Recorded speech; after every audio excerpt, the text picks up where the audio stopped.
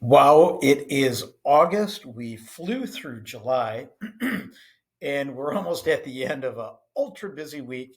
And we talked about this being one of the most pivotal weeks of the year. In fact, I've got my Turks and Caicos shirt on because the awesomeness of the week we have had makes me feel as happy as if I was in the islands. So today, kind of summarize what the Fed decision was, how that's impacting everything, and some unemployment numbers. So let's kind of get going here. The U.S. Is not the only central bank that's pivoting from a restrictive monetary policy to an easing monetary policy. The Bank of England just cut its rate by a quarter. And if you remember, the ECB last month cut its rate by a quarter. The current spread between mortgage rates and the 10-year bond is roughly about 260 basis points. This is historically much wider than it normally is, which is just usually a tick under a 2% spread.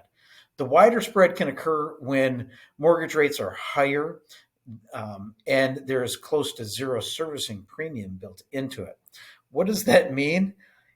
As monetary eases, we're going to see a shrinking of that differential from 10-year bond to mortgage rates, which means we get extra benefit to get lower rates. The 10-year bond, in fact, broke under 4% this morning. That is a huge, huge sign. And we think that it's likely the 10-year yields can get maybe as low as 3.8 or even under to 3.7. If we see that 10-year fall to 3.8 and spreads narrow to the typical 2 to 2.3%, there's arguments to be made that the 30-year fixed conventional can get down to 6 to 6.125.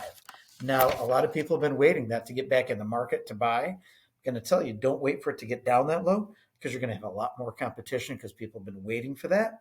And you could pay more in a sales price because of the extra competition and extra offers. Now, the Fed statement, we had the Fed statement yesterday from Chairman Powell and the Q&A session. Let's break down the Fed statement. They said they came out, the Fed statement was actually a little more dovish than previous, but it was still slightly more hawkish than what we were really, really anticipating. And this is kind of a summary of it.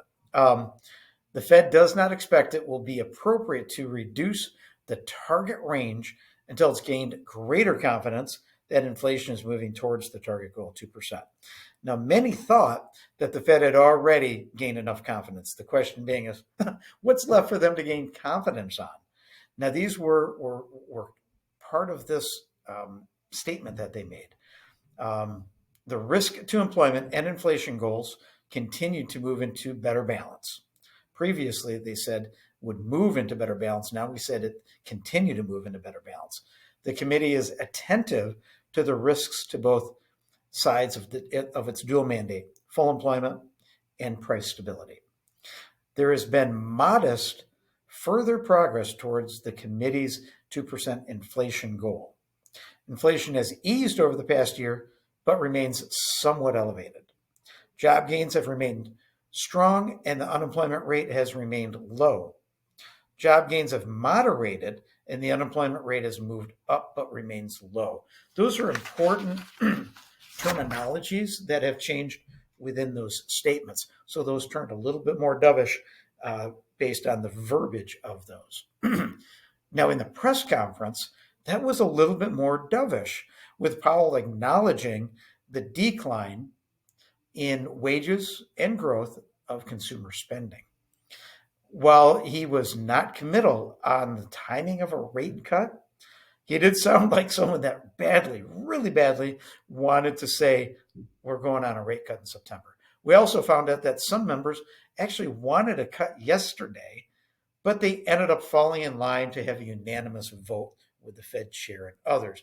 Kind of tells me Michelle Bowman was probably behind the scenes really trying to push for neutrality or rate increase versus rate cuts, because she's going to be the ultra hawk in that committee.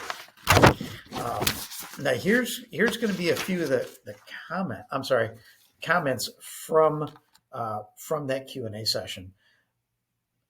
Chairman Powell, we gained confidence, just want to see more good data. We can afford to start dialing back restrictions with current PCE at 2.5% and core at 2.6%. The time is approaching, a very important word, they're approaching. If we get the data, we think September cut is on the table. Bottom line, that they like what they see as long as inflation remains tame and doesn't go to the upside. He's also concerned about what we've talked a lot about here within the labor market. If labor weakness continues unexpectedly, the Fed can and is prepared to respond. Downside risk of employment's mandate are now real and closer to the target inflationary range.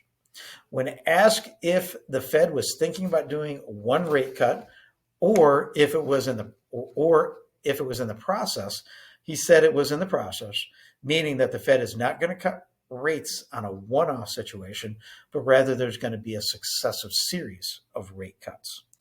Initial jobless claims, those jumped another 14,000 to 249,000, highest level in a year and a half.